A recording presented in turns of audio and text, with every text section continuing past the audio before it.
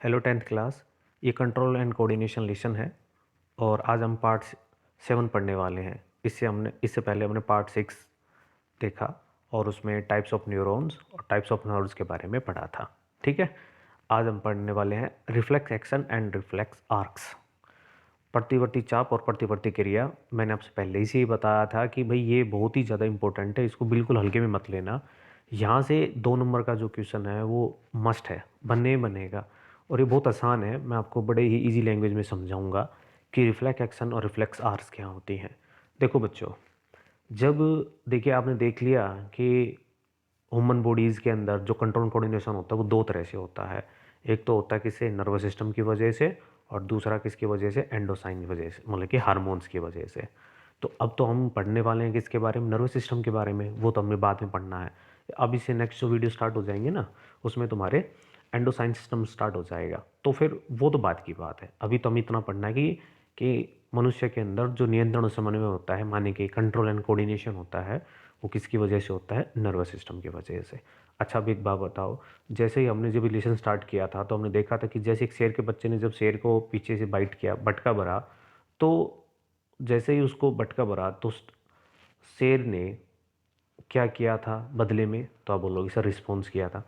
तो मैंने कहा था जो बटका भरना है ये क्या है, तो ये था एक्सटोमिलस। मानते हो ना, मतलब कि जब कभी भी एनवायरनमेंट में चेंज होता है तो वो स्टोमिलस होता है, और उस स्टोमिलस के रिगार्डिंग क्या होती है, रिस्पॉन्स होती है। मानते हो ना ये बात? तो यूँ बताओ, स्टोमिलस के रिगार्डिंग जो रिस्पॉन्स हुई वो किसने करवाई, हमारे बॉडी के अंदर कौन है जिसको जो ये काम करवा रहा है? जी बिल्कुल, आपका आंसर बिल्कुल सही है, नर्वस सिस्टम है। तो बस रिफ्लेक्स एक्शन ही यही है, जब एक स्टिमुलस के रिगार्डिंग रिस्पॉन्स हो, एक स्टिमुलस के रिगार्डिंग क्या हो, रिस्पॉन्स हो, और किसके द्वारा हो, नर्वस सिस्टम के द्वारा हो, तो वो बोली जाती है reflex action. The simplest form of response in the nervous system is called reflex action. और एक बात बताऊं, ये जितने भी रिफ्लेक्स एक्शंस होते हैं ना, सभी ऑटोमेटिकली होते हैं। बताइए ये बात सही है कि नहीं? अपने आप ही हो जाते हैं कि नहीं हो जाते? जैसे कि कभी गलती से गर्म प्लेट पे हाथ रख दिया जाए बच्चों, तो हाथ अपने आप ही खड़ा हो जाता है बिना मस्तिष्क के एक्शन लिए हुए। क्या इसमें ब्रेन इन्वॉल्व हुआ? इसमें ब्रेन इन्वॉल्व नहीं हुआ। मतलब ब्रेन की इच्छा के बिना ही कुछ चीज़ें ऐसी होती हैं जो ऑटोमेटिकली का मतलब होता है जिसमें ब्रेन की इच्छा नहीं है कि भाई ब्रेन बताएगा तो होगा, नहीं, खुद ही खुद हो जाएगा। जैसे कि ब्लिंकिंग ऑफ आइज है, आंखों का बार बार टिम बार बार बंद करना, स्नीजिंग, छींक आना, उबासी आना, ये चीज़ें ऐसी हैं जो दिमाग के कंट्रोल में नहीं है। ये सभी क्या है, ऑटोमेटिकली है। अब हम आँख को क्यों बंद कर रहे हैं? शायद बहुत तेज़ लाइट आई होगी, इससे हमारी पुपिल्स क्या हो गई, नैरो हो गई, है ना? तो स्नीजिंग क्यों आई? इन्वायरमेंट में कुछ चेंज हुआ जिसकी वजह से स्टोमिलस हो गया। स्टोमिलस के रिगार्डिंग क्या है, रिस्पॉन्स। ब्रेन के कंट्रोल में तो नहीं है, ठीक है ना? तो जितने भी रिफ्लेक्स एक्शन होते हैं ना, मैं तुमसे सीधी बात कहूँ कि जितने भी रिफ्लेक्स एक्शन होते हैं वो सभी के सभी ऑटोमेटिकली होते हैं, मतलब कि ये दिमाग के इच्छा पे निर्भर नहीं करते हैं, ठीक है ना? तो ये बातें मैंने आपसे बताई अभी।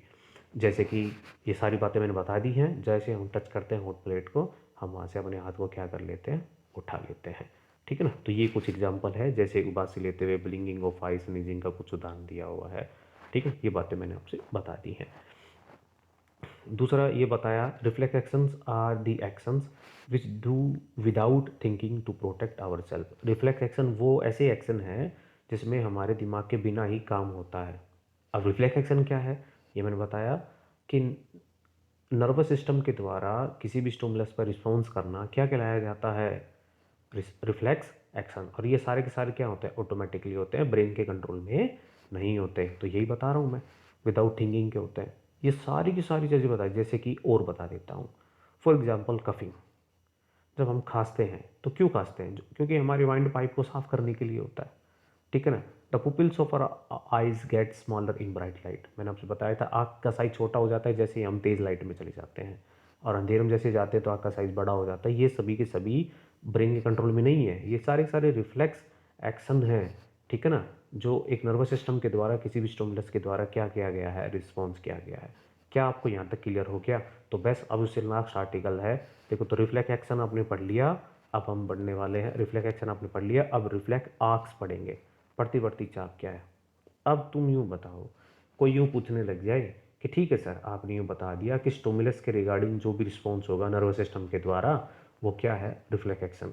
क्या ये अंदर से बताया जा सकता है कि कैसे हुआ, कि पहले इलेक्ट्रिक सिग्नल रिसेप्टर से स्टार्ट हुए, फिर वो फिर सेंसरी न्यूरॉन से के पास गए। याद है ना सेंसरी न्यूरॉन, जो सेंसरी न्यूरॉन क्या होते हैं, जो ये इस तरह की न्यूरॉन है जो इलेक्ट्रिक इम्पल्स को, सिग्नल को लेके जाएंगी किसके पास, ब्रेन और स्पाइनल के पास। बताई थी ना बच्चों, याद है तो फिर वो स्पाइनल, फिर वो सेंसरी न्यूरॉन दिखाई, है ना।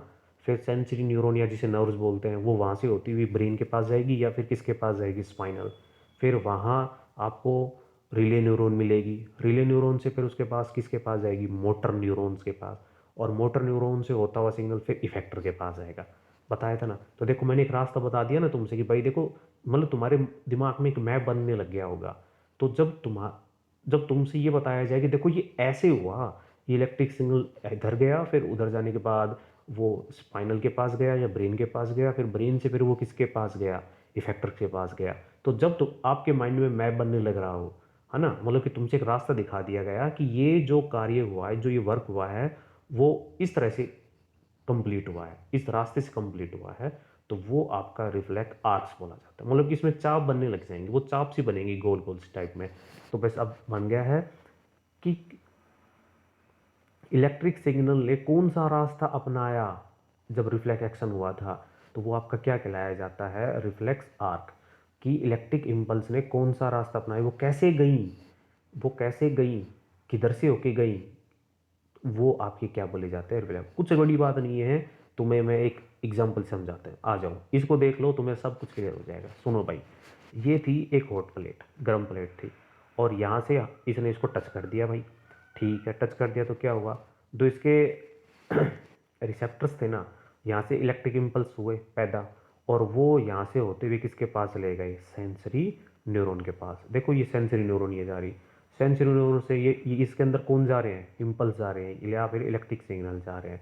यहाँ से होता हुआ फिर होता हुआ वो किसके पास आ गया, देखो ये आ गया स्पाइनल के पास।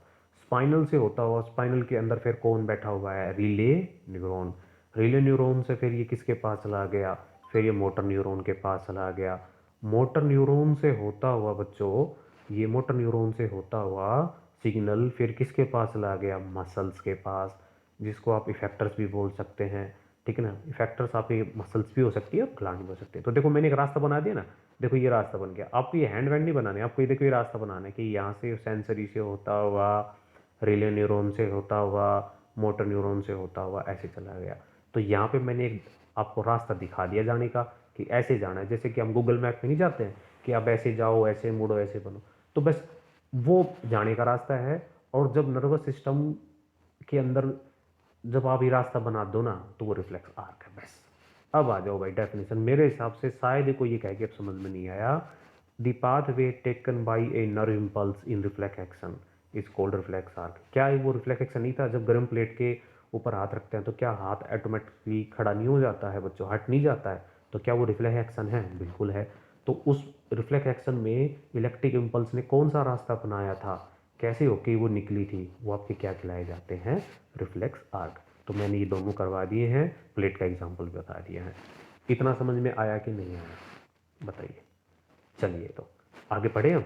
चलिए तो अब जो रिफ्लेक्स, अब कहते हैं जो रिफ्लेक्सीज होती हैं, है ना, क्रियाएं होती हैं, ये दो तरह से होती हैं। देखो यहाँ पे किसने काम करवाया है, किसने कहा कि भैया हाथ उठा लो, तो आप बोलोगे सर स्पाइनल ने।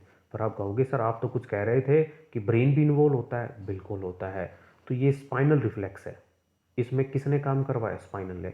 और आप सीधी बात है, अब आप बोलोगे सर ब्रेन भी तो इन्वॉल्व होगा, बिल्कुल होगा, तो उनको हम सेरिब्रल रिफ्लेक्सेस बोलते हैं। ध्यान रखना, ब्रेन रिफ्लेक्सेस नहीं बोलते। ब्रेन के अंदर एक पार्ट होता है जो आगे चल के अभी पढ़ेंगे बच्चों हम, उसको हम क्या बोलते हैं, सेरिब्रल रिफ्लेक्सेस। क्या बोलते हैं, मतलब है ये ब्रेन ही, उसी का पार्ट है सेरिब्रल। पर बस यूं कह सकते हैं, ब्रेन नहीं बोलेंगे डायरेक्ट, ब्रेन के अंदर जो पार्ट है उसको बोल देंगे। तो भाई रिफ्लेक्सेस कितने तरह के होते हैं, the reflex of this type is involve only the spine. दो तरह के होते हैं, कौन कौन से, स्पाइनल रिफ्लेक्सेस और दूसरा क्या था, आपसे अभी मैंने बताया, सेरिब्रल रिफ्लेक्सेस। तो मैं आपसे बोलूँगा भाई स्पाइनल रिफ्लेक्सेस क्या होते हैं, तो आप बोलोगे कि सर जब उसके अंदर स्पाइनल कोड ही हो, बस केवल the reflex of this type is involve only in the spinal cord. ऐसे रिफ्लेक्सेस जिसके अंदर केवल स्पाइनल ही इन्वॉल्व रही हो वो आपके क्या बोले जाते हैं, स्पाइनल रिफ्लेक्सेस। और ऐसे रिफ्लेक्सेस जिसके अंदर केवल कौन रहा हो, आपका सेरिब्रल, केवल माइंड ही रहा हो, वो आपके क्या बोले जाते हैं, सेरिब्रल। अब आप बोलोगे सर एग्जांपल और दे दे तो बहुत ही बढ़िया, तो ठीक है भाई। स्पाइनल रिफ्लेक्सेस का तो मैंने अभी बताया कि जिस तरह से इस बंदे ने गर्म प्लेट पे हाथ रखा तो इसके हाथ उठ गया, ये स्पाइनल रिफ्लेक्सेस का है। चलो सेरिब्रल का बताऊं, सेरिब्रल का जैसे लाइट में आओगे तुम्हारी आंखें बंद हो जाएंगी नहीं हो जाएंगी, ये किसका एग्जाम्पल है, सेरिब्रल का रिफ्लेक्स। अब देखो अभी आर्क बोली जाती है ना, ये देखो ये आर्क है, क्यों, इसमें हमने रास्ता बना दिया इलेक्ट्रिक सिग्नल्स का जाने का। देखो यहाँ से स्टिमुलस आया, फिर वो रिसेप्टर्स के पास गया, फिर वो सेंसरी न्यूरॉन से होता स्पाइनल के पास गया, फिर वो मोटर न्यूरॉन से होता हुआ किसके पास ला गया, इफेक्टर्स के पास ला गया। तो ये तो है स्पाइनल रिफ्लेक्सेस, है ना, रिफ्लेक्स आर्क बन गया। अब आ जाओ भाई, आप बोलोगे सर दूसरा वो बता दीजिए, तो ये देखो ये रहा, यहाँ से ये रिसेप्टर्स है, यहाँ से स्टिमुलस, और यहाँ से होता हुआ किसके पास चला गया, ब्रेन के पास सेंसरी नर्व्स के थ्रू, और फिर ब्रेन से किसके पास चला गया, इफेक्टर्स के पास, किसके थ्रू, मोटर नर्व्स के थ्रू, और फिर रिस्पॉन्स हो गया और पुपिल श्रिंक्स हो गई, सिकुड़ गई। तो यहाँ देखो मैंने आप लोगों से एक रास्ता बना के दिखा दिया, तो इनको क्या बोला जा सकता है, रिफ्लेक्स आर्क। और ये कौन से रिफ्लेक्सेस हैं, ये सेरिब्रल रिफ्लेक्स है, क्योंकि यहाँ पे कौन इन्वॉल्व हो रहा है, ब्रेन, और वो कौन सा था, स्पाइनल रिफ्लेक्सेस। आए बच्चों समझ में। अब तुमसे बहुत ही इम्पोर्टेंट बात कर बता रहा हूँ, वो ये, आपने मेरे से ये पूछना है कि सर आपने ये बताया कि जब वो पर्सन किसी गर्म प्लेट को छू रहा था, है ना, जब उसने किसी गर्म प्लेट को छुआ, टच किया, तो ठीक है सर, रिसेप्टर से सिग्नल जनरेट हो गए, और फिर वो सेंसरी नर्व से होते हुए और किसके पास चला गया, स्पाइनल के पास चला गया, और स्पाइनल से होता हुआ वो मोटर से होता हुआ इफेक्टर्स के पास चला गया। और आप बोल रहे हो इफेक्टर दो तरह के हो सकते हैं, या तो वो ग्लैंड्स हो सकती हैं, या फिर वो क्या हो सकते हैं, मसल्स हो सकते हैं। तो सर ग्लैंड्स तो बाद में आने वाला है, तो मसल्स ने ऐसे कैसे कर दिया कि हाथ खड़ा हो गया। सोचने वाली बात है कि ऐसा क्या हो गया कि दिमाग के कंट्रोल में भी नहीं है और हाथ भी खड़ा हो गया अपने आप ही। तो मसल्स ने ऐसा क्या कर दिया, तो बहुत ही बढ़िया क्वेश्चन है।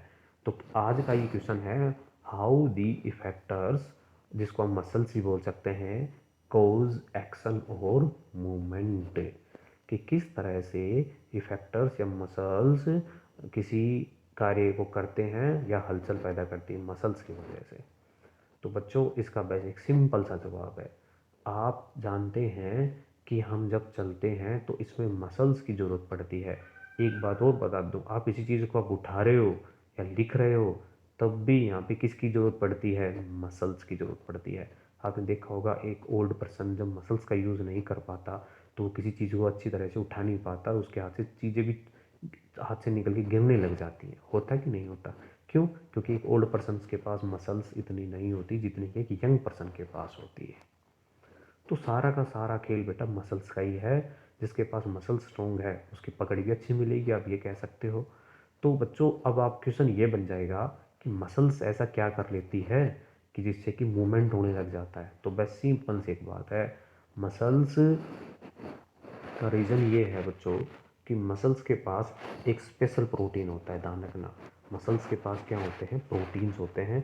वो क्या करते हैं, वो प्रोटीन अपनी जो स्ट्रक्चर है ना, हर प्रोटीन की अपनी एक स्ट्रक्चर होती है, मतलब कि अंदर देखो स्ट्रक्चर का मतलब है कि उसके अंदर कौन कौन क्या पाया जाता है और कहाँ कहाँ पाया जाता है, वो स्ट्रक्चर है।